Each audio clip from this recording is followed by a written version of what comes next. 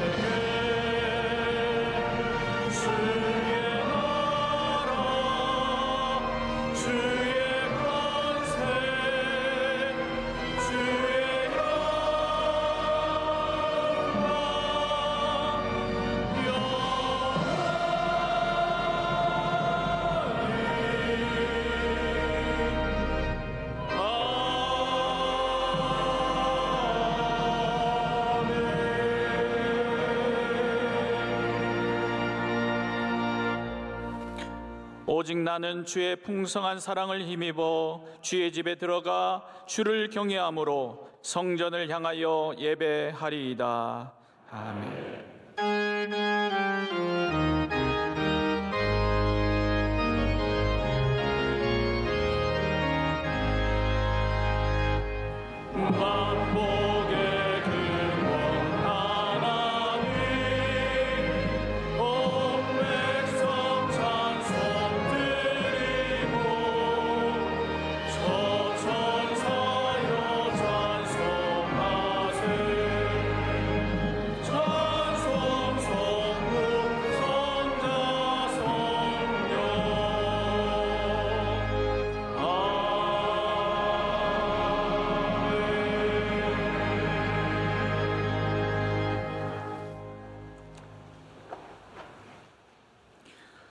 왕이신 나의 하나님이여, 내가 주를 높이고 내가 날마다 주를 송축하며 여호와는 위대하시니 크게 찬양할 것이라. 여호와 자기 하나님에게 자기의 소망을 두는 자는 복이 있도다. 아멘. 이 시간 하나님 앞에 감사와 참회의 기도를 조용히 올려드리겠습니다.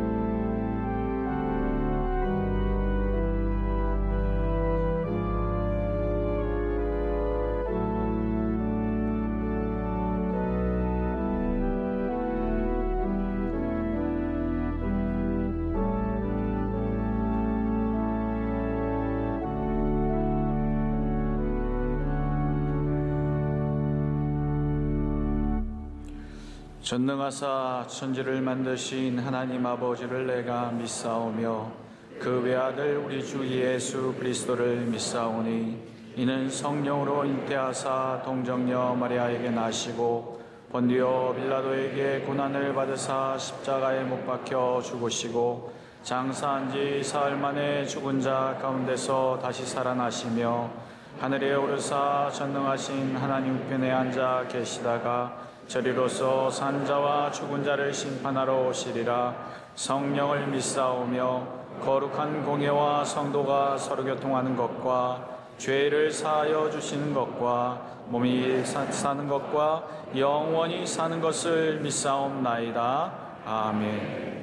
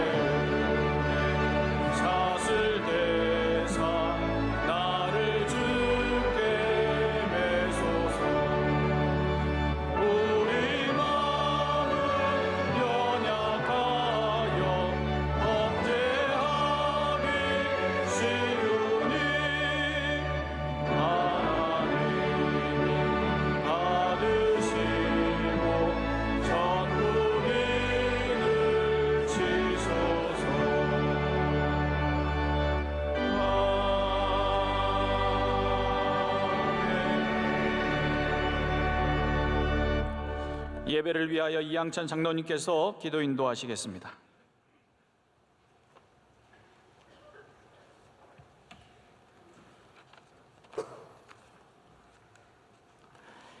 온 우주의 주관자 되시고 만물을 창조하신 전능하신 하나님 아버지, 지난 한 주간도 주님의 은혜로 살게 하시고 불러주셔서 예배하게 하시니 감사합니다. 말씀대로 살길 원했지만 세상을 더 사랑하고 이기적인 삶도 살았습니다. 진심으로 회개합니다. 예수님의 보혈의 피로 정결하게 씻어 주시옵소서. 이 나라 이 민족에게 긍휼을 베풀어 주시어 핵 위협으로부터 지켜 보호하여 주시옵고 복음으로 통일이 이루어지게 하여 주시옵소서. 대통령 당선자에게 하나님의 지혜를 부어 주시어 정치와 경제가 안정되게 하여 주셔서 흐트러졌던 모든 일상이 제자리를 찾게 하여 주시옵소서. 주님께서 피 흘려 세워주신 우리 교회 40여 년 동안 이루 헤아릴 수 없는 은혜로 매 순간마다 지켜주시고 인도하여 주심에 감사합니다. 62개국의 선교센터를 지켜 보호하여 주시고 충성으로 사명 감당하는 선교사들 한 분 한 분의 생명을 보호하여 주시옵소서. 40년 동안 7년을 하루같이 오직 주님만 바라보시며 쉼없이 달려오신 우리가 존경하고 사랑하는 원로 목사님 노후를 평안케 하여 주시옵고 끝까지 사명 잘 감당하실 수 있도록 하여 주시옵소서. 원로 목사님 에티오피아의 모든 선교 일정을 잘 마치시고 귀국하실 수 있도록 안전 가운데 인도하여 주시옵소서. 이미 책정하시고 세워주신 담임 목사님 영역을 7배나 더하여 주시고 신원을 강건하게 하여 주시옵소서. 평생토록 말씀의 권세와 능력이 함께 하게 하여 주시옵소서. 이 시대 하나님의 마음을 시원케 하는 세계 복음화에 없어서는 안 될 진정한 영적 리더의 삶 살게 하여 주시옵소서. 교회의 수많은 기관의 직분을 맡은 자 모든 이에게 지혜와 능력과 명철함을 주셔서 기쁨과 감사함으로 시간과 물질과 기도로 끝까지 잘 감당할 수 있게 하여 주시옵소서. 코로나 바이러스로 인하여 상처받은 영혼들, 두려움으로 움츠려들었던 영혼들, 대신방을 통하여 영성이 회복되고 다시 교회 예배가 회복되고 성도들로 차고 넘치게 하여 주시옵소서. 오늘도 말씀을 듣는 이 시간이 평생의 복이 되게 하여 주시고 닫혔던 마음의 문들이 열리게 하여 천국의 소망을 갖게 하여 주시옵소서. 우리의 소망이 되시고 생명으로 인도하시는 예수님의 존귀하신 이름으로 기도합니다. 아멘.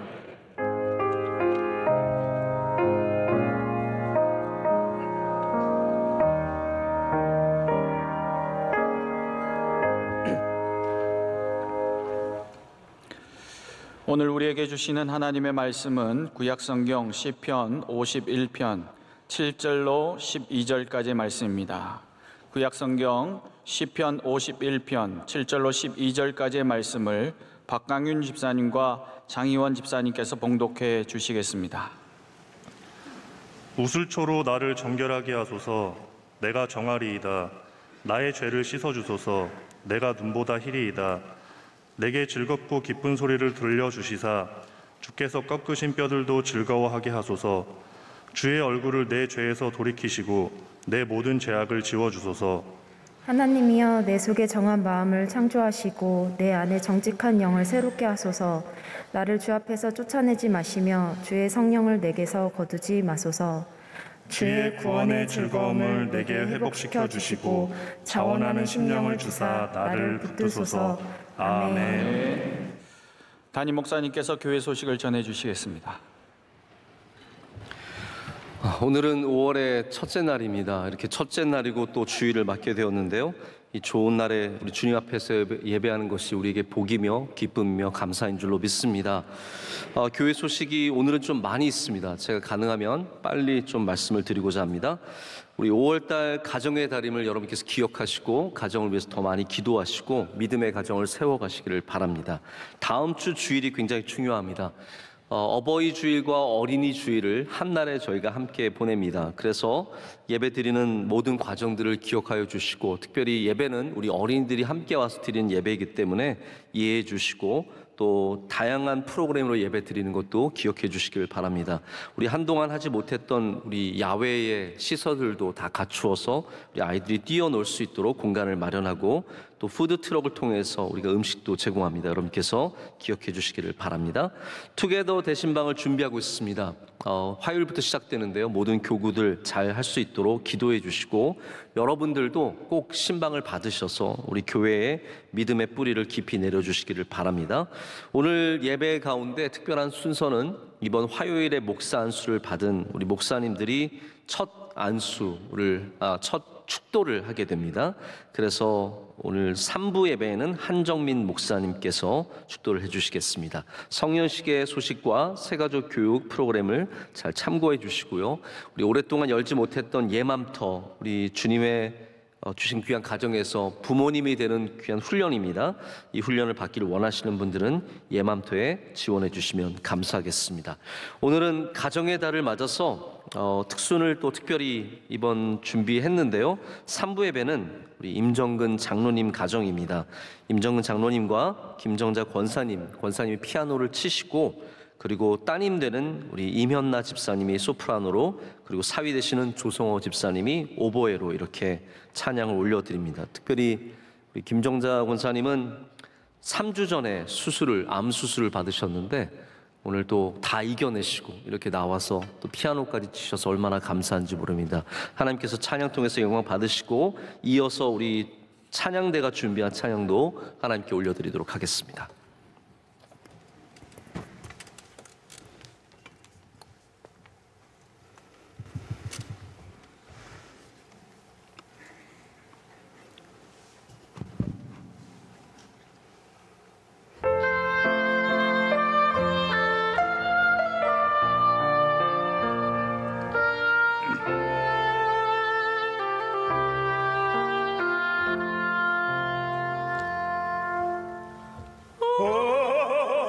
어지신 목자 양막이 쉬는 곳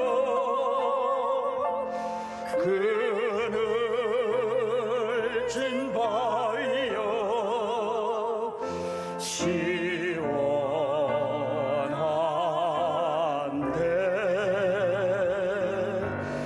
나 어찌 떠나서 양떼를 버리고 위태한 곳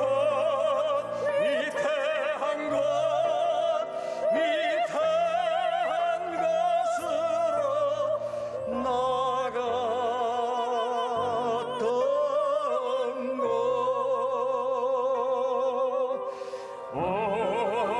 어지신 목자 길 잃어버린 양 찾도록 찾으며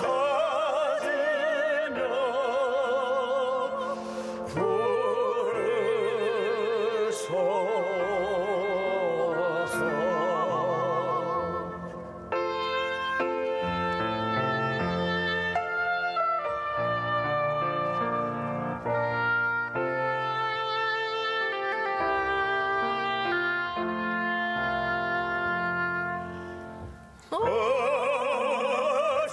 어지신 목자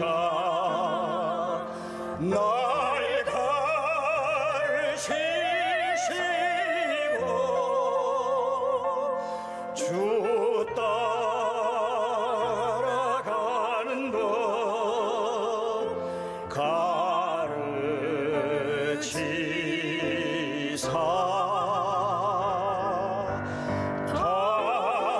다시 죄 가운데 빠지지 않도록 나를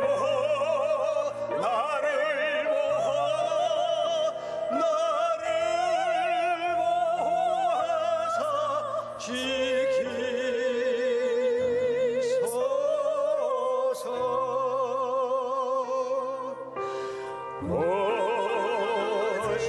어지신 목자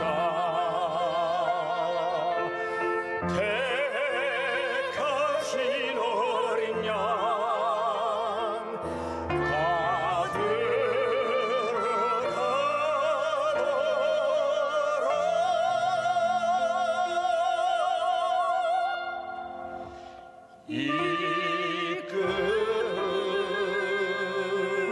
이끌소서.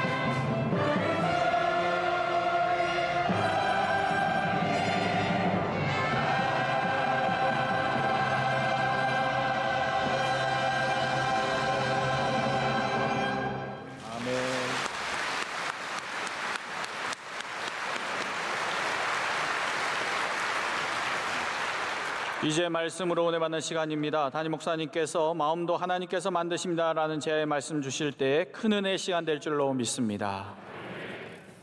네, 모든 특순과 찬양이 하나님께 큰 영광이 된 줄로 믿습니다. 우리 세계적인 베이스 집사님에게 솔로를 시키시는 게 아니라 사랑한다 얘들아 이거만 시키신 것이 큰 충격이었지만 저는 뭐가 있으신 줄 알았어요. 네, 아무리 기다려도 나오지 않아서 하지만 그 목소리로만으로도 저희가 큰 은혜를 받았고 우리 아이들까지도 너무나 감사했습니다. 하나님께서 기뻐 받으신 줄로 믿습니다. 우리 인간에 대해서 좋게 여기는 부분들이 분명히 있지만 성경은 사람을 낙관적으로만 보진 않습니다. 우리는 좋은 것으로 향해 가다가도 걸려 넘어지기도 하고 좋은 것을 이루려고 하는 마음은 있지만 거기까지 가는 것이 영 쉽지 않다는 것을 성경은 보여줍니다.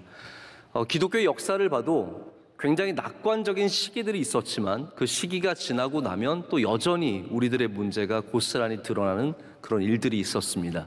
18세기 초에 미국에 정착한 이 청교도들이 큰 부흥운동을 일으켰습니다. 그래서 1735년에 매사추세츠에 있는 노스햄턴에서는 어마어마한 부흥운동이 일어났고 그 운동을 주도하던 목사님이 조나단 에드워즈라고 하는 목사님이죠. 이 목사님은 부흥의 현장에서 정말 사람들이 변해가는 것을 목격했습니다. 그냥 예배를 뜨겁게 드리는 정도가 아니라 폐인이었던 사람이 놀라운 성령의 사람으로 변화되고 알코올에 중독되었던 사람들이 주님께로 돌아와서 삶이 완전히 바뀌는 모습을 보면서 이제는 이 땅이 변하겠구나라는 그러한 큰 기대감을 갖게 되었습니다. 그래서 그분은 어떤 생각을 했냐면 이제 우리 이 세상은 새 이스라엘과 새 예루살렘이 될 것이고 그 온전한 세상 가운데로 예수님께서 재림해 오실 거다라고 하는 후천년주의라고 하는 바로 포스트 밀레니얼리즘을 생각을 하게 되었습니다. 하지만 이 부흥운동이 끝나고 나서 미국은 다시 어쩌면 그보다 더 악한 삶으로 돌아가게 되었습니다. 그렇기 때문에 우리가 갖고 있는 인간에 대한 혹은 우리 주변에서 일어나는 것들에 대한 지나친 낙관론은 절대로 맞지 않습니다. 특별히 우리 인간이 만들어낼 수 있는 것이 선함에는 분명한 한계가 있기 때문입니다. 심지어는 우리는 우리의 마음조차 만들어내는 것이 얼마나 힘든지를 분명히 경험을 하고 있습니다.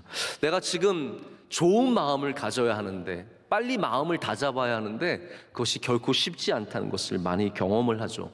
저는 그런 면에서 사람이 마음을 쉽게 만들어내지 못하는 이 사실을 먼저 우리가 잘 받아들이고 하나님 앞에 겸손함을 가져야 한다고 생각을 합니다. 내가 만들어낼 수 없는 것이 있다는 것이죠. 음식으로 치자면, 영양분으로 치자면 우리 인간은 비타민을 만들어낼 수가 없습니다. 그래서 우리는 오로지 음식이라든지 햇빛이라든지 이러한 밖의 외부적인 조건을 통해서 비타민을 얻게 됩니다.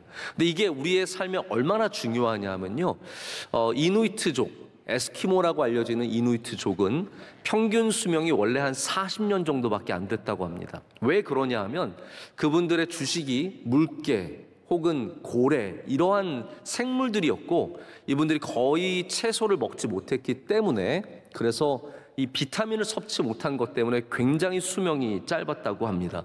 우리가 만들어내지 못하는 것들이 우리에게 굉장히 중요하다는 의미입니다. 그렇다면 우리가 만들어내지 못하는 그 마음들도 우리에게 얼마나 중요한 역할을 하겠습니까?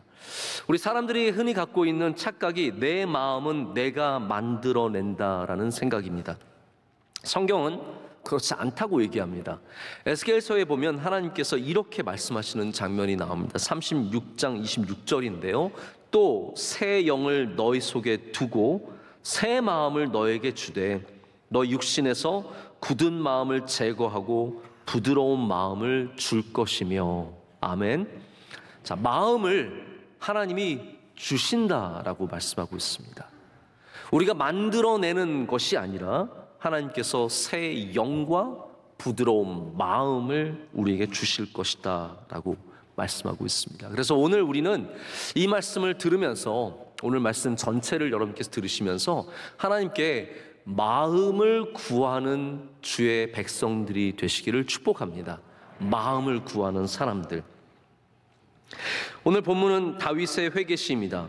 다윗은 평생을 하나님을 사랑했던 사람이고 그 앞에서 어느 누구보다도, 이 성경에 나오는 그 어떤 누구보다도 하나님 앞에 올바르고 아름답고 복되게 살았던 사람입니다. 자, 그랬던 다윗이 큰 죄를 짓게 되죠. 밧세바를 범했을 뿐만 아니라 그의 남편인 우리아를 적진으로 보내서, 최전선으로 보내서 거기서 고의적으로 전사하게 하는 정말로 악독한 죄를 짓습니다. 하나님께서 이것을 기뻐하지 않으셨죠. 그래서 나단 선지자를 보내셔서 그것에 대해서 깨우치게 하셨고, 감사하게도 다윗은 곧바로 자기의 잘못을 시인하고 하나님 앞에 회개하게 됩니다. 그 애통하는 마음으로 지은 시가 바로 오늘 읽은 이 시편 51편의 말씀입니다. 우리가 여기서 알고 있는 말씀이 많이 있습니다. 우슬초로 나를 정결하게 하소서. 여기 나오는 참 많은 말씀들이 있는데 저는 그 가운데 이 10절의 말씀, 바로 하나님이여 내 속에 정한 마음을 창조하시고, 이 말씀에 좀 주목해서 말씀을 전하고자 합니다. 우리가 이 말씀을 바로 이해하려면 이 시편에 나오는 우리 마음을 알기 위한 전제 하나를 분명히 깨달아야 합니다. 이것입니다. 다윗은 누구보다도 하나님께 헌신했고 하나님 앞에 순수했고, 저희가 토요일도 늘 다윗의 말씀 사무엘 상하니까 여러분 얼마나 긴 시간 다윗에 대한 말씀을 계속 듣고 있습니까? 이 다윗을 보면 정말 누구와도 비교할 수 없는 순수함과 열정과 흔들리지 않는 믿음과, 그리고 또 남들이 즐거워할 만한 일에, 적들이 죽고 내 원수가 죽는 일에 슬퍼하며 괴로워하는, 어떻게 보면 양심적으로 봐서도 우리와 비교할 수 없는 그런 위대한 사람임을 우리가 보게 됩니다. 하지만 다윗이 여기서 무엇을 깨닫게 됩니까? 그가 죄를 짓고 나니까 나도 죄인이구나. 여러분, 시편 51편의 말씀이 뭐예요? 하나님, 제가 잘 살았는데 죄송해요, 요번 한 번만 바꿔주세요, 이 말씀입니까?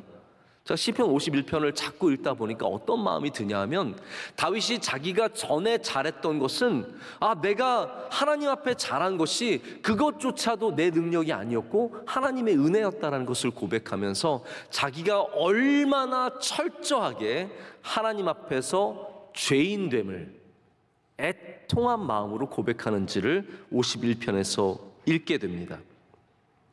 나는 완전한 죄인이라는 겁니다. 나는 너무나 형편없는 죄인이라는 것이죠. 여기가 소망의 시작인 줄로 믿습니다. 여러분, 우리는 우리의 잘못을 시인하고 싶어 하지 않고, 하나님, 그래도 제가 사울보단 낫잖아요. 그래도 제가 쟤보다는 잘하잖아요. 저기 세상에 저렇게 죄를 짓고 살아가는 사람들 많은데 저는 그것보다는 나은 그리스도인 아닙니까? 라는 마음이 우리 안에 왜 없겠습니까? 그러나 우리가 하나님이 주시는 이 새로운 마음을 얻기 위해서는 하나님 앞에 정말로 낮은 마음으로 나가야 합니다. 애통하는 마음으로, 하나님, 제가 정말로 죄가 많습니다. 제가 정말로 부족합니다. 저 때문입니다라의 마음을 가질 때 하나님께서 거기에 은혜를 주실 줄로 믿습니다. 우리는 하나님을 창조의 하나님으로 고백하죠. 온 우주를 만드시고, 오늘 장로님이 기도하실 때도 정말 아름답게 창조의 하나님을 드러내셨습니다. 우리 하나님은 온 우주를 만드시고 모든 생명을 지으시고 우리가 살아가는 이 터전을 만드신, 그리고 운영하시는 살아계신 하나님이십니다. 근데 그 하나님께서 오늘 우리가 다윗이 하는 고백을 보니까 우리의 마음도 창조하신다는 것을 보게 됩니다. 하나님은 온 우주만 만드신 것이 아니라 바로 여러분의 마음도 지금 만들고 계시다라는 거죠. 여러분, 그것을 믿으실 때 창조주 하나님이 먼 하나님, 우리가 상상할 수도 없는 시간 전에 세상을, 우주를 만드신 그 하나님이 아니라 오늘도 살아서 역사하셔서 내 가운데 창조하시는 하나님으로 고백하게 될 줄로 믿습니다. 여러분, 마음은 절대로 쉽지 않습니다. 여러분, 마음을 이해하세요? 저도 저희 아내와 수십 년을 살았지만 아직도 저희 아내의 마음을 다 알지 못하고 우리 아이들 우리를 닮은 것 같지만 그들의 마음을 이해하지 못할 때가 참 많습니다. 사람의 마음을 어떻게 알겠습니까? 우리 인간의 마음이 굉장히 복잡합니다. 근래 가장 발전하고 있는 학문이 뇌과학이라고 합니다. 왜냐하면 여기는 너무 모르는 게 많아요. 그러다 보니까 더 많은 분들이 이쪽에 공부를 하게 되는데, 뇌과학이 결국은 우리의 마음을 연구하는 겁니다. 우리 마음이 왜 이런가에 대해서 연구를 하죠. 많은 분들이 착각을 하는 게 마음이 여기에 안 있어요. 여기에 마음이 있는 게 아니라 사실 마음이 여기에 있는 거예요. 근데 우리는 그냥 자연스럽게 당연히 마음은 여기에 있고 뇌는 여기에 있다고 생각을 하죠. 사실은 마음이 우리의 머릿속에 있는 것이고, 그게 뭐 떨리면 심장이 뛰니까 마음이, 그리고 막 괴로우면 마음이 여기 심장이 아프니까 마음이 아파요 하는데, 사실 제대로 표현하시려면 마음이 아파요 이러셔야 돼요. 제대로 그게 표현이죠. 이번에 유퀴즈라고 하는 프로그램에 뇌과학자 한 분이 나오셔서 유재석 씨와 재미있는 얘기를 나누는 것을 제가 들은 적이 있습니다. 이 과학자분이 굉장히 유머도 많으시고 또 얘기도 잘하셔서 흥미로운 얘기를 많이 들었는데, 그 중에 하나가 이제 깻잎 논쟁이라는 게 있습니다. 혹시 아시는 분들은 아시겠지만 이 깻잎 논쟁은 뭐냐 하면요, 이런 질문입니다. 만약에 여러분 앞에 이성이 그리고 다른 사람이 앉아서 깻잎을 뜯고 있습니다.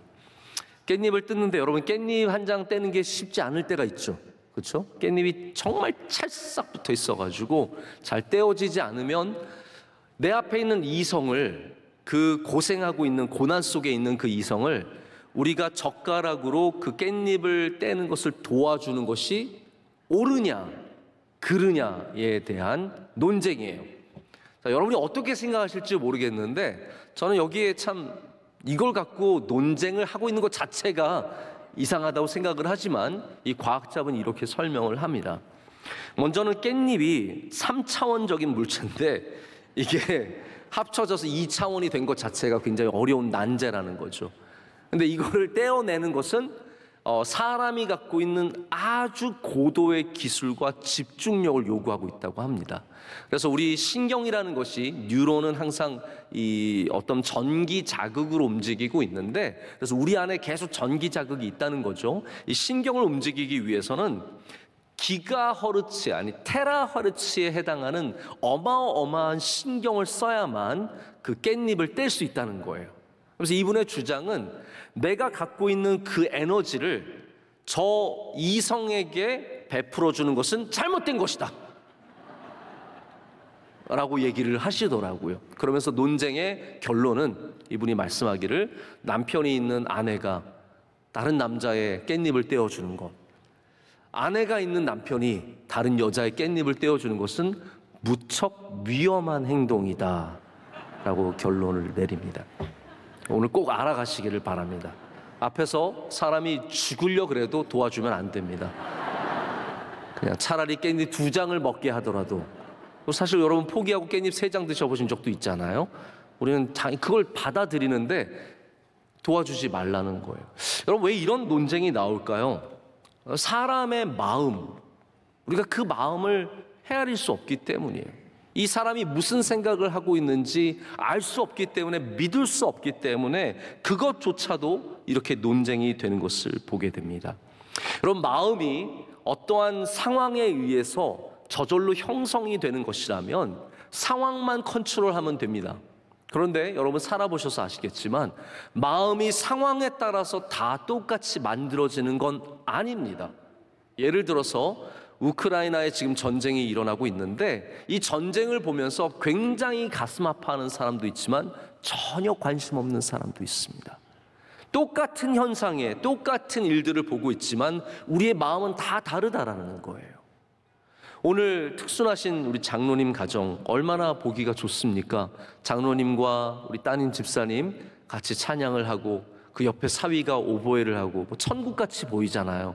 권사님이 피아노를 치시고, 이런 아름다운 모습을 보면 다 경탄하고 감사하고 기뻐하고 즐거워해야 하는데, 아마 여러분 가운데는 속으로는 저분들 집에선 싸울 거야, 이런 생각하시는 분들도 있을 거예요.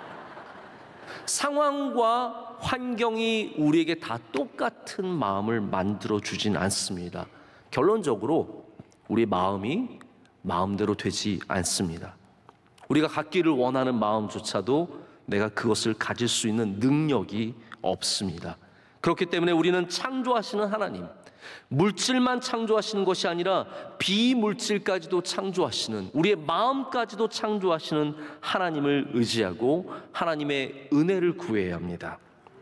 오늘 말씀은 죄에 대한, 회개에 대한 말씀이지만 오늘 말씀에는 바로 마음에 대한 길을 보여주고 있습니다. 자, 우리의 마음을 어떻게 회복해야 할까요?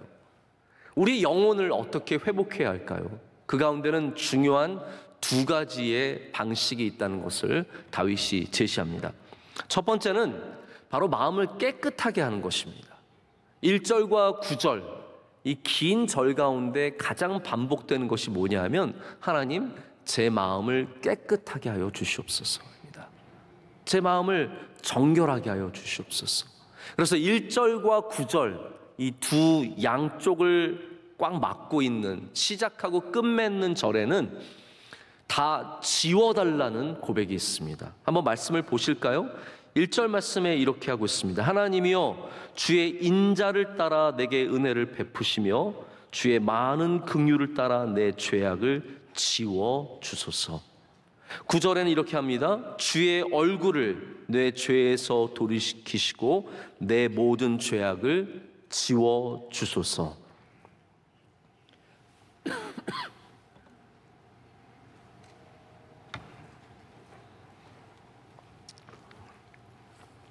우리의 마음을 하나님 앞에 가져갈 때, 또 하나님께 우리가 이 정한 마음, 깨끗한 마음을 구하는 이 자세에서 가장 첫 번째 단계가 바로 이렇게 깨끗하게 해달라는 간구입니다. 그래서 다윗은 없애는 것에 먼저 집중을 합니다. 하나님, 제 안에 나쁜 것들 없애주십시오. 제 안에 이 더러운 것들을 지워주십시오. 하나님, 이 기록들, 하나님 안에 가득한, 분명히 아시고 계신 그 모든 것들을 없애고 제하고 지워달라고 간구를 하고 있습니다. 자, 여러분, 우리의 마음에 분명히 지워져야 은혜가 되는 부분들이 있습니다. 우리 대부분의 사람들은 겉으로 표현하지 않아서 그렇지 우리 안에는 다 트라우마들이 있습니다. 아픈 기억들이죠. 건들면 아프고 생각나면 괴로운 일들이 분명히 있습니다. 소중한 사람을, 가까운 사람을 잃어버린 그 트라우마가 있고, 또 직장과 사업 속에서 받은 수많은 모욕감, 멸시감, 이러한 남들에게 표현할 수 없는 그런 아픔이 있습니다. 당연히 죄의 모습들, 우리가 하나님 앞에서 저지른 나쁜 모습들도 있겠죠. 여러분, 이걸 어떻게 우리가 다 지울 수 있겠습니까? 하나님께서 지워주셔야 합니다. 하나님께서 우리의 마음을 주장해 주시고 우리 마음 가운데 은혜를 주셔서 그것들을 제하시고 없애시고 지워주셔야 합니다. 여러분, 마음이라는 게 참 우리 마음대로 안 된다고 계속 제가 반복해서 말씀드리는데요, 가끔씩은 제가 나 저 집사님 이름이 생각이 날랑말랑 하는데 안 나서 괴로울 때가 있어요. 그 권사님 성함이 뭐였더라? 두 글자는 생각이 나는데 한 글자가 생각이 안 나는 거죠. 이렇게 생각이 안 나는 게 있는가 하면 아무리 잊으려고 해도 잊어지지 않는 아픔과 아픈 마음들이 있습니다. 우리는 그때 하나님 앞에 나아갈 때 다윗이 택했던 이 첫 번째 자세를 잊어서는 안 됩니다. 하나님, 제 마음에 있는 것들을 깨끗하게 하여 주시옵소서. 제해 주시옵소서. 이 마음이 사라지게 하여 주시옵소서. 저 사람을 향해 가졌던 섭섭한 마음, 제가 보니까 저에게서도 그런 걸 많이 느끼는데요, 어떠한 사람을 향해서 섭섭한 마음을 가지면 그게 사라지는 게 쉽지가 않더라고요. 참 어렵더라고요. 하나님이 도와주셔야 그 마음이 사라지지, 웬만하면 그 마음이 사라지지 않는 것을 보게 됩니다. 다윗은 그래서 계속해서 하나님 앞에 내 안의 것들을 깨끗하게 하는 간구를 드립니다. 이것이 9절까지 이어지죠. 자, 그런데 이것만으로 우리의 마음이 온전해질 수는 없습니다. 바로 10절에 다윗은 중요한 전환점을 갖게 됩니다. 없애는 것만이 아니라 새로운 것이 만들어져야 한다는 것을 알게 되는 것이죠. 그래서 이렇게 고백합니다. 하나님이여 내 속에 정한 마음을 창조하시고, 없애는 것만이 아니라 이제는 만들어 달라고 하나님께 간구하고 있습니다. 여러분, 마음이라는 것이 없애는 것만으로 해결할 수 없습니다. 새로운 창조가 있을 때 거기에 새로운 마음이 있고 새 영이 있고 깨끗한 마음이 생기는 줄로 믿습니다. 여러분, 여기에 다윗이 창조라는 단어를 사용하는 것을 우리가 잘 유심히 봐야 합니다. 원래 창조는 물질의 영역입니다. 눈에 보이는 것들, 빛, 물, 저 나무, 동물들, 내 안에 만져지는 것들, 이러한 물질적인 것들이죠. 그런데 오늘 이 말씀은 우리에게 하나님의 창조의 영역이 비물질적인 것들, 보이지 않는 것들, 우리 안에 있는 것들 가운데도 일어나고 있다라고 말하고 있습니다. 저는 이게 굉장히 참 신비한 부분이고 중요한 부분이라고 생각을 합니다. 제가 아까 전에도 말씀을 드렸지만 창조주 하나님께서는 옛날에만 창조하신 것이 아니라 오늘도 우리 가운데 창조의 하나님으로 역사하고 계십니다. 바로 여러분의 마음을, 여러분의 삶을 새롭게 하시고 인도하시는 그 모든 것들이 창조의 일이라는 것이죠. 우리가 갖고 있는 게으른 마음, 중독된 마음, 거칠고 폭력적이고 음란한 마음, 죄된 마음도 하나님께서 없애주실 뿐만 아니라 우리 가운데 정한 마음, 다시 말해서 깨끗한 마음을 창조해 주실 때 그 안에서 새롭게 시작될 것을 믿습니다. 자, 여기 창조에 대해서 잠깐만 좀 말씀을 드리고자 합니다. 성경은 창조주 하나님에 대한 많은 이야기를 품고 있기 때문에 이 단어를 자주 사용해요. 특별히 창세기에 우리 창조의 이야기 속에서 이 단어가 자주 나오는 것을 보게 됩니다. 그런데 우리 성경에는 창조, 만드시다, 지으시다 이렇게 표현이 되어 있는데 히브리어에는 창조의 단어가 3가지가 있습니다. 이 각각 다른 의미를 갖고 있어요. 태초에 하나님이 천지를 뭐라고요? 창조하시니라 라고 되어 있는데 그것은 아무것도 없는 무에서 유가, 아무것도 없는 곳에서 무엇인가가 생기는 놀라운 신비의 창조를 말합니다. 그것을 히브리어로 바라라고 합니다. 우리 미술인 선교회가 있는데 우리 미술인 선교회의 이름이 바라예요. 정말 창조의 사역을 잘 감당하시라는 거죠. 아무것도 없는 것 속에서 새로운 것을 만들어내는, 그게 바로 바라입니다. 두 번째는 아사라는 단어가 있습니다. 아사는 하나님께서 이미 창조하신, 없는 것에서 있게 하신 것 가운데 또 새로운 것을 만들어내는 것을 아사라고 해서 그 다음 절부터는 아사라는 단어가 쭉 나와요. 그 다음에 하나님께서 사람을 만드실 때 진흙으로 만드셨다라고 되어 있지 않습니까? 흙으로.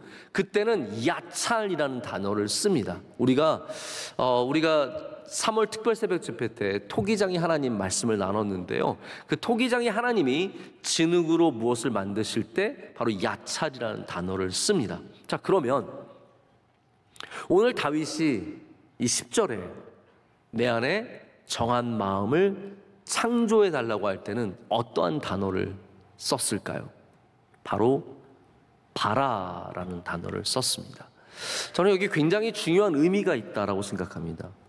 왜 바라라는 단어를 썼을까요? 아까 말씀드린 것처럼 바라는 없는 것에서 있게 하는 것을 말합니다. 자, 그렇다면 지금 다윗이 하나님 앞에 내놓는 진심이 무엇입니까? 하나님, 저 잘했는데 저를 용서해 주세요입니까? 하나님, 저 잘했는데 조금 더 깨끗하게 해주셔입니까? 아니면 하나님, 저는 정한 마음이 하나도 없습니다. 내 안에는 좋은 것이 하나도 없습니다. 그렇기 때문에 하나님, 저의 이 아무것도 없는 곳에 정한 마음을 만들어 주시옵소서. 이런 고백이 아니겠습니까? 다윗은 착한 사람이에요. 하나님 앞에 훌륭한 주의 종입니다. 그러나 그는 하나님 앞에 애통한 마음을 갖고 나가면서 내게는 정한 것이, 깨끗한 것이 단 하나도 없습니다. 그러니까 하나님, 여기에서 새롭게 창조하여 주시옵소서. 이렇게 되는 것입니다. 여러분, 창조는 철저하게 하나님의 영역입니다. 우리도 창조라는 단어를 써요. 뭐 창조 경영, 창조 경제 이런 말들을 많이 쓰는데 우리 인간이 갖고 있는 창조의 능력과 하나님의 창조의 능력은 전적으로 다른 것입니다. 우리 인간의 창조를 한번 생각해 볼까요? 경제 용어 중에 creative destruction이라는 말이 있습니다. 이것은 창조적인 파괴라고 번역을 할 수 있는 말인데요. 우리가 어떤 것을 새로운 것을 만들어내면 그 새로운 것이 많은 것을 이전에 있던 것들을 파괴한다라는 그런 의미입니다. 공장이 하나 세워져서 거기에 새로운 기계들이 들어오고 로봇들이 들어와서 이렇게 작업을 하면 그러면 그 전에 있었던 일꾼들은 다 쓸모없는 일꾼들이 되어서 파괴당하는 그러한 시스템을 바로 이 창조적인 파괴라고 말을 합니다. 여러분 진짜 로봇 시대 아닙니까? 제가 이번에 어딜 갔더니 카페에 갔는데 카페 이름이 로봇 카페예요. 왜냐하면 커피를 로봇가 만들어줘요. 저는 그런 쓸데없는 생각을 누가 했는지 모르겠어요. 왜 커피까지 로봇가 부어줘서 이거를 왜 하는지 모르겠는데 그렇다고 가격이 더 싼 것 같지도 않고 오히려 로봇이라고 더 비싼 것 같기도 하고 더 맛이 있는 것도 아니고 잘 모르겠습니다. 로봇가 그러면 다 바리스타가 되어서 스타벅스에 가면은 뭐 이디야에 가면은 전부 다 로봇가 만들어주면 이 굉장히 멋진 모습인 것 같지만 수많은 그 일하던 사람들은 어디로 가야겠습니까? 이 창조적인 일들이 당연히 파괴적인 일이 되는 것입니다. 우리가 핸드폰 시대를 살아가고 있는데요. 10년 전의 핸드폰과 또 오늘의 핸드폰은 완전히 다릅니다. 여러분 핸드폰 얼마나 편리합니까? 은행 계좌 이체도 여기서 다 하고요. 여기서 영상도 보고요. TV도 보고 뉴스도 보고 또 전화도 하고 화상통화도 하고 이걸로 얼마나 우리의 삶의 질이 편해졌는지 모릅니다. 하지만 여러분 동시에 이 편리성으로 인해서 핸드폰으로 인한 범죄가 얼마나 많은지 아십니까? 이거를 통해서 사람의 돈을 뺏어가고 이거를 통해서 인격을 말살하고 그리고 사람들에게 협박하고 그런 일들이 비일비재합니다. 여기에 또 얼마나 많은 사람들이 수많은 시간을 쏟으면서 헛된 시간들을 보내고 있는지 모릅니다. 제가 어제도 교회에 오는데 횡단보도에 한 청년이 혼자 걸어가면서 정말 처음부터 끝까지 횡단보도에 등장하잖아요. 딱 불이 바뀌면 그 등장하는 순간부터 퇴장할 때까지 핸드폰을 보면서 걷고 있더라고요. 제가 굉장히 마음이 안타까웠어요. 우리가 얼마나 핸드폰에 삶을 빼앗겨 있으면 여기 사실 여러분 횡단보도라는 것이 안전한 보장이 없어요. 차가 별의별 사람들이 다 있는데 들이닥치면 그거 어떻게 하겠습니까? 그럼에도 불구하고 수많은 사람들이 지금도 다 걸어다니면서 제가 언젠가 보니까 맨홀에 빠지는 사람들 핸드폰 통화하다 맨홀에 빠지고 뭐 보다가 차에 치이고 이런 일들이 끊임없이 일어나는 것은 아무리 창조적인 것도 이러한 부작용과 그리고 파괴성을 갖고 있기 때문입니다. 인간의 창조성은 다 이런 파괴적인 모습을 갖게 된다는 거예요. 오직 하나님의 창조만이 아름다움과 선함으로 이어진다는 것이죠. 여러분 그래서 세상에서 자꾸 우리의 마음을 어떻게 위로받고 어떤 방식을 찾아서 해결하려고 하지 마시고 하나님 앞으로 나오시기를 축복합니다. 하나님께 우리는 제함과 깨끗함을 얻어야 되고 하나님이 주시는 그 은혜 속에서 새로운 마음을 받을 때 거기에 진정한 은혜가 있는 줄로 믿습니다. 제가 다윗에 대해서 방금 전에도 말씀드렸지만 다윗이 하나님 앞에 애통하는 마음으로 나아가게 되거든요. 근데 그중에 제가 가장 귀하게 여기는 모습은 바로 이거예요. 뭐냐면 바로 포기하지 않는 마음입니다. 이 시에서 왜 다윗이 자기를 용서해 달라고 이렇게 하나님께 간구하고 있을까요? 내 죄를 깨끗하게 해달라고 나에게 정한 마음을 만들어 달라고 왜 하나님께 이렇게 매달리고 있을까요?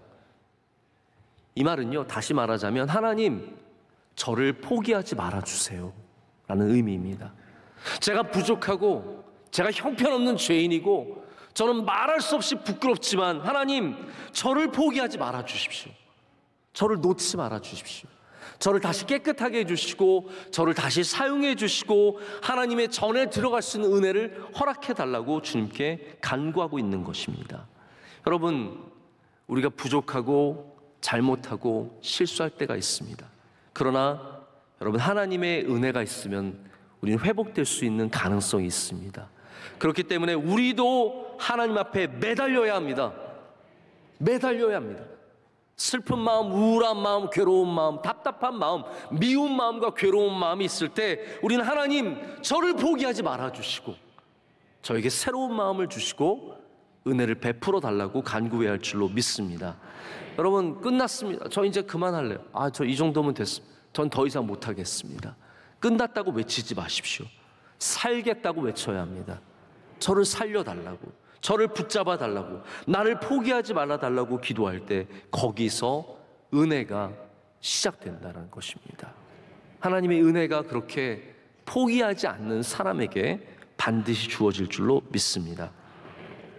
기독교는 변화의 종교입니다. 우리 기독교는 사람이 변할 수 있다는 걸 믿죠. 근데 그것을 사람에게 있는 능력으로 믿지 않고 하나님에게 있는 능력으로 믿습니다. 그렇기 때문에 누구나 변화될 수 있습니다. 지금은 답답한 마음이 있을지라도 하나님의 영이 여러분 가운데 임하면, 예수 그리스도의 영이 여러분 가운데 임하면 새로운 평안과 은혜를 얻게 된다는 것이죠. 저도 해보면 세상적인 방법들도 나쁘지 않습니다. 예를 들어서 저는 핸드폰에서 가끔씩 심호흡하라고 신호가 옵니다. 심호흡을 하래요. 그럼 심호흡을 해보면 굉장히 도움이 됩니다. 이렇게 숨을 깊게 들이마시고 숨을 길게 내쉬면 그것 자체가 굉장히 도움이 됩니다. 제가 그걸 하다가 담배 피는 사람들이 이해가 가더라고요. 담배 피는 사람들이 여러분 어떻게 핍니까? 이렇게 핍니까? 아니에요. 그게 어떻게 피냐면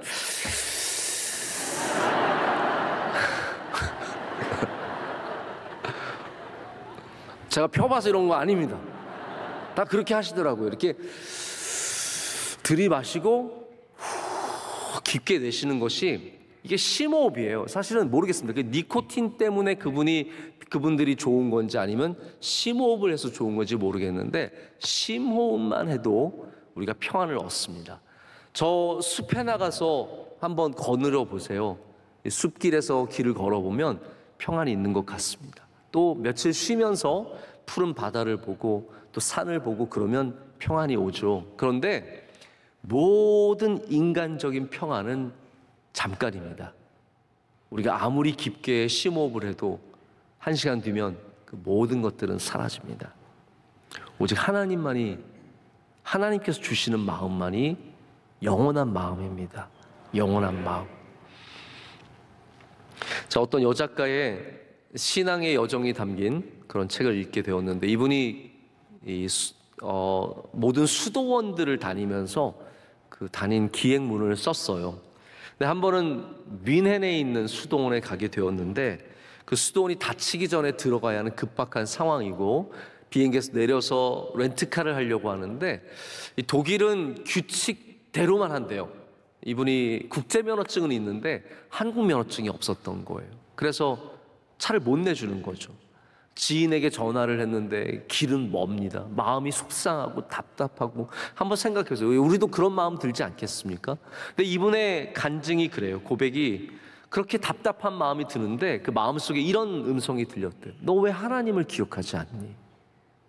근데 그렇게 해서 하나님을 기억하는 순간 그 마음이 갖고 있었던 분노와 답답함과 조급함이 다 깨끗해지고 하나님이 주신 평안이 임하는 것을 경험했다는 얘기를 들은 적이 있습니다.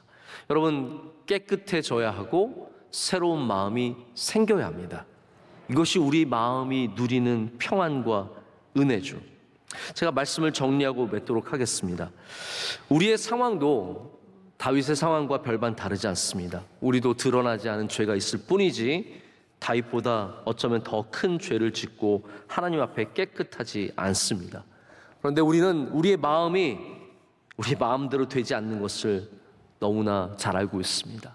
아이 하나의 마음도 우리가 주장할 수 없고 우리 남편과 아내의 마음도 우리가 주장할 수 없고 내 마음도 내 마음대로 되지 않습니다. 그렇기 때문에 오늘 우리는 시편 51편을 우리 가운데 불러야 합니다. 내 가운데 고백해야 합니다. 하나님, 내 안에 정한 마음을 창조하여 주시옵소서. 내 마음에 주님의 평안을 창조하여 주시옵소서. 저는 이것이 하나도 없고 하나도 만들어낼 수 없는 사람입니다를 고백해야 합니다. 우리 예수님의 말씀 하나만 받겠습니다. 요한복음 14장 27절의 말씀입니다. 평안을 너에게 끼치노니 곧 나의 평안을 너에게 주노라. 내가 너에게 주는 것은 세상이 주는 것과 같이 아니하니라. 너희는 마음에 근심하지도 말고 두려워하지도 말라. 기도하시겠습니다. 하나님 아버지, 감사합니다. 오늘 주님의 은혜로 5월 첫날에 주님께 나와서 예배하게 하심을 감사합니다. 이 시간 우리 마음에 있는 모든 것들을 주님 앞에 내려놓습니다. 주님, 깨끗하게 하시고 지워주시고 맑게 하여 주시옵소서. 그리고 하나님, 우리 안에 하나님께서 마음을 만들어 주시기를 간구합니다. 평안을 만들어 주시고 깨끗함을 만들어 주시고 그리고 담대함을 만들어 주시옵소서. 예수님의 이름으로 기도드립니다. 아멘. 주신 말씀 생각하면서 찬송가 539장 찬양 부르실 때에 새가족 등록과 함께 정성껏 준비한 예물도 하나님께 봉헌하겠습니다. 1절, 2절, 4절입니다.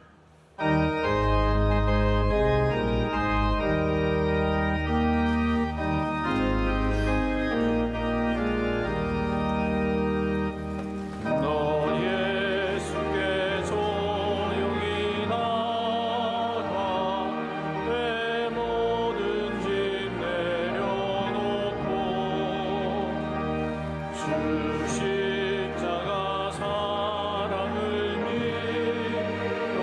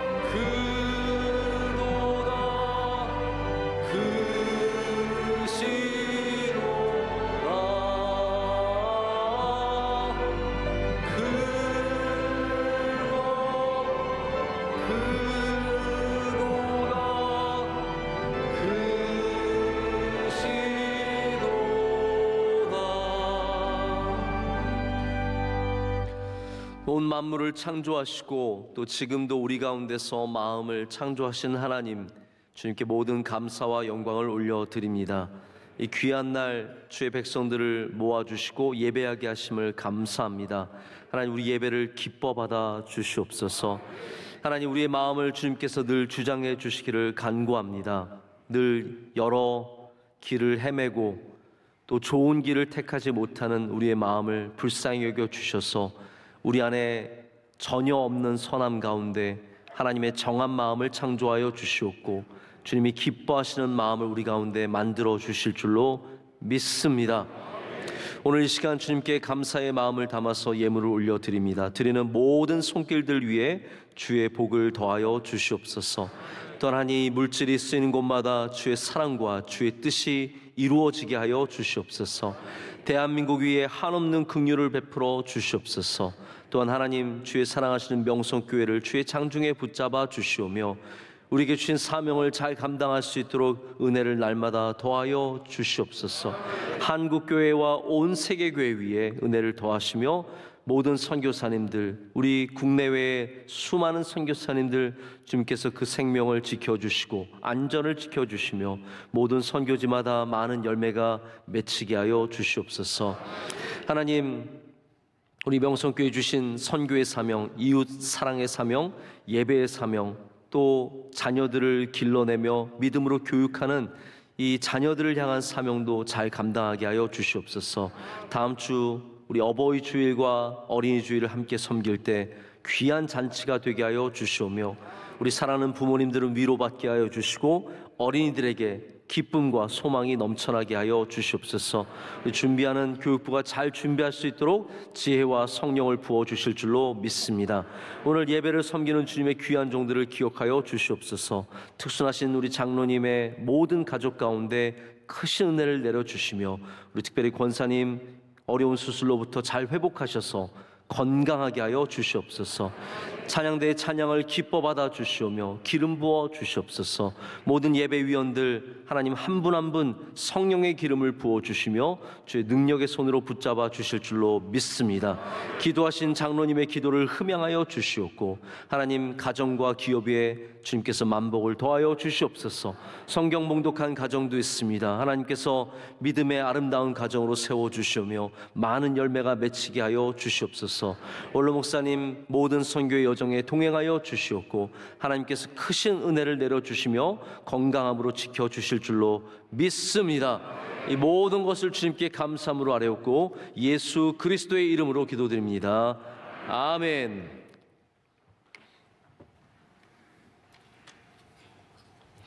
네, 오늘 5월 첫째 날 등록해 주신 분들이 많이 계십니다. 우리 크게 박수로 환영하겠습니다.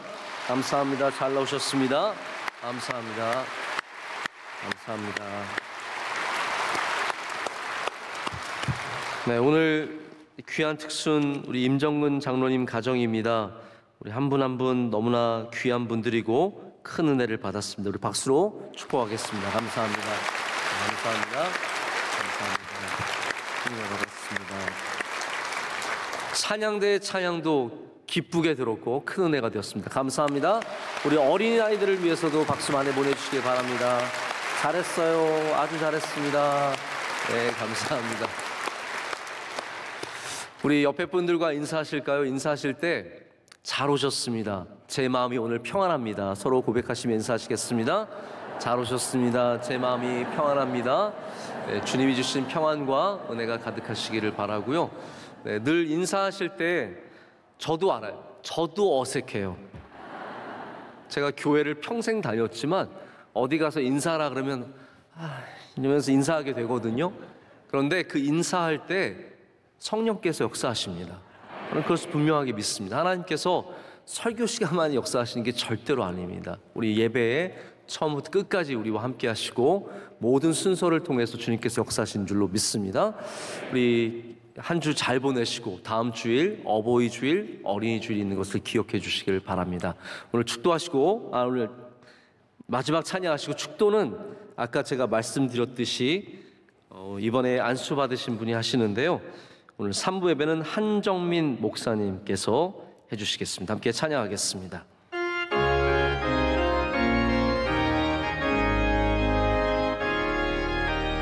주님 우리를 통해 계획하시니 부족한 입술로 찬양하게 하시니 주님 우리를 통해 계획하시니 너를 통해 하시길 기대해. 주님 우리를 통해 계획하시니 부족한 입술로 찬양하게 하시니 주님 우리를 통해 계획하시니 우리를 통해 하시길 기대해.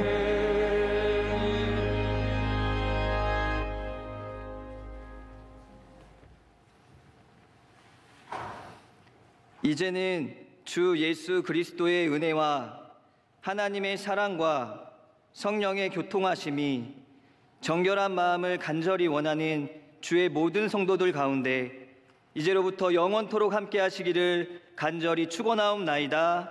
아멘.